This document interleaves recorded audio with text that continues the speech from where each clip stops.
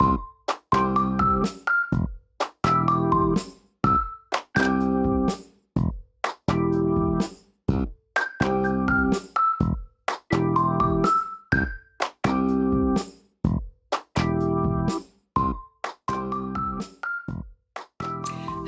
and welcome to another episode of Treasury Talks, where we talk with thought leaders across the state of Delaware and really across the nation. There's a lot going on in the world of Treasury and finance, and I am honored to have with me today our Chief of Operations, Daniel Madrid. Dan, you've been part of Treasury for a few years. Can you give us a quick snapshot of your background and sort of how you came to work in the office? Yeah, I'd be happy to. Thank you, Treasurer. I began my career with the state of Delaware over 15 years ago, originally as an intern right out of college, and worked more in the human services sector. And over the years, worked for Department of Labor, Department of Health and Social Services in various leadership roles. And then about 6 years ago, started focusing more on process and program improvement within government. And that's ultimately what led me to Treasury about 4 years ago, working with the prior administration and then working with you and the team here at Treasury for the last several years on operations management, HR, IT, program development for the various services that we have in our office. And you've been a huge asset. We talk about assets all the time inside of Treasury. One of the things I would love to talk about today is some of what you're currently working on in the world of what we're calling digital government and what that looks like, sort of maybe what it means to you, and why we find it valuable. The digital government concept, it's nebulous. It can mean a lot of different things to a lot of different people. I think for us, in partnership with some other state agencies, such as Department of Technology and Information, we're really trying to make government more business, resident, and visitor friendly through technology. There's a lot of opportunity in this space. We've seen it when it comes to navigating government. I think most residents and visitors aren't experts in navigating government.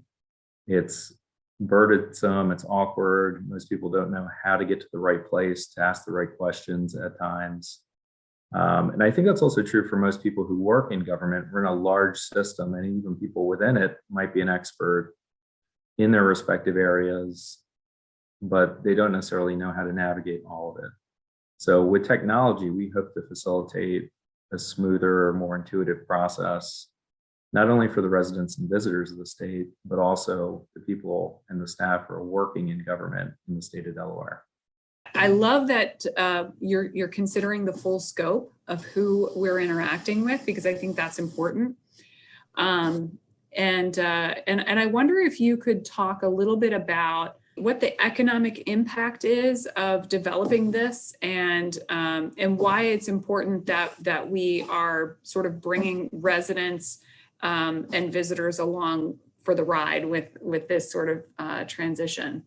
Yeah, I think of economic impact in a lot of different ways. One, and it's something we talk about often with the residents that we serve, their pockets, how they're getting supported with financial resources through the state of Delaware. When you look at Google search results, I think that's how most people navigate through technology these days. The number one search result when someone types in, "I need help with," it's money. And then if you go to "I need help with money in Delaware," you get a laundry list of ads from lenders. And that's certainly not how we want people navigating government to get assistance. We'd rather them getting services through TANF and other social programs or to nonprofits that the state partners with. So that's one sort of form of economic impact. The other is, as people move to the state, they're getting licenses, they're getting professional licenses as well. They're signing up for schools for their kids. They're doing a lot of things to interface with government. And I think that that's an opportunity to improve as well. When people are coming into the state for the first time, they're looking at living here, bringing their families here, creating a business here. We want to make that as seamless as possible. So there's sort of an economic development incentive there, for both the resident, and the business that's coming to Delaware for the first time. Can you talk a little bit about the modernization of payments and sort of, we're talking about the economic impact, but really kind of get to, if you could, the meat of why some of this is important, and maybe a picture of what you think it will look like. Yeah, the vision for what we're hoping to achieve is a single portal that connects to all existing state government systems. We know that'll take several years to build out, but over time we should be able to implement a sign-on where someone can go in either on their phone or on their computer, register under their ID, and then be able to navigate that way to the services they need, subscriptions. It could have functions like chat with different agencies to guide them to the appropriate places. It could have push notifications through text messages to remind you to apply for services, renew a license. It could store documents that are needed, professional licenses, driver's licenses, passes, things like that could all be in one centralized place. So the technology essentially will sit on top of everything else and be able to talk to all these existing systems to help us better navigate government. And I think it's also being driven just by expectations. When we look at residents, visitors, citizens, and what they expect in terms of technology today, you can think of Amazon and being able to click a button and in 2 days you have something at your door, your smartphone, learning routines, helping you navigate roads and adapt when there's closures and delays, TurboTax that has essentially an automated trained accountant that can respond to you and help you file taxes each year. I mean, these are sort of modern day expectations for all technology. And I think that also includes government. I think there's an expectation that government lags, but I think we can catch up and also lead in the space in the future if we do this thoughtfully in how we develop these new systems for the state.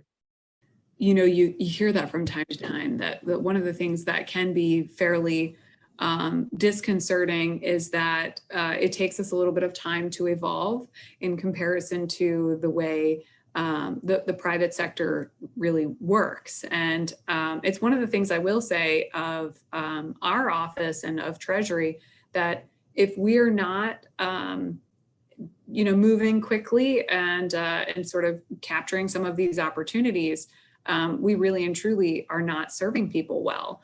So you're sort of touching on that, and you're also recognizing that, to your example, if I want to get my fishing license and I need a business license, I'd like to be able to do it all in the same space. If there's, if there are transactions that need to occur, can't we do it all at the same time and quickly and in the same way that we're expecting to transact when we order from Amazon?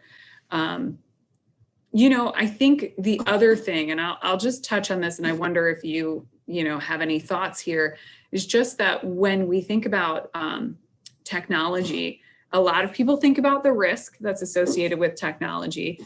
And we've seen a number of challenges that municipal government has faced in a variety of different ways because they weren't up with the times, and they sort of opened themselves up to a bit more risk because of the fact that there wasn't a sense of awareness. And I wonder if you could sort of talk about, that piece of technology and sort of maybe even industry standards. Yeah, I think there is. I mean, there's always risks in doing this. I think we can all think of very frustrating interactions with technology that we have, and as well as sort of the seamless, intuitive interactions that are pleasant and you get what you want out of it fairly quickly. There's an interesting dynamic that's emerged, especially with COVID, where demand is going up access things digitally, of course, with people not being able to come into offices the way they traditionally have to access state services. And commensurately, there's also more dissatisfaction with how that technology is functioning. So there are, I think, some real risks there. When we talk about sort of how you mitigate that, it's less about the technology than it is about the mission of what we're doing. So when we think about this and you remove technology completely from the equation, it's about how we engage, partner, connect, and communicate with our residents and visitors. So what I mean by that, when we think of engagement through a digital channel, it has to be unified, it has to be intuitive, it has to be human-centric, it has to be personalized for that individual to the services that they need. When we say partner, we want to be supportive and collaborative, not punitive or disengaged. So, we want to still have a human touch to the technology. It can't be purely a chat bot that doesn't respond to you and get you where you need to be. We want to be able to connect. That means treating people respectfully and not transactionally. Again, some technology can do this better, and we want to build our technology to be able to do that. And communicating really is about being more proactive for the state so that people are getting advanced notifications, they're getting outreach, they're getting surveyed on how to better design the technology. We have an open feedback loop once we build this and as we're building it, that it is really responsive to citizen needs. So through the process, we've been talking to this with our vendors and our partner agencies to ensure these priorities stay at the top of our list and they really drive the technology that's being developed in a thoughtful way. Yeah, I have to say that thoughtful is probably one of the first words that comes to mind when I think of you. And I really appreciate the work that you have and the effort that you've put into this project. The truth is, we don't want to replace every person with a robot, and I think no one wants to be interacted with in that way. But we have seen some definite need in the midst of COVID to move in this direction. And I have to say, one, I'm grateful for the work that you're doing and for the way in which you've gone about doing it. And I'm also grateful for your time today and that we had a chance to sort of talk through this pretty large scale project, pretty big, lots of work involved project, but also, very, as I said, thoughtful.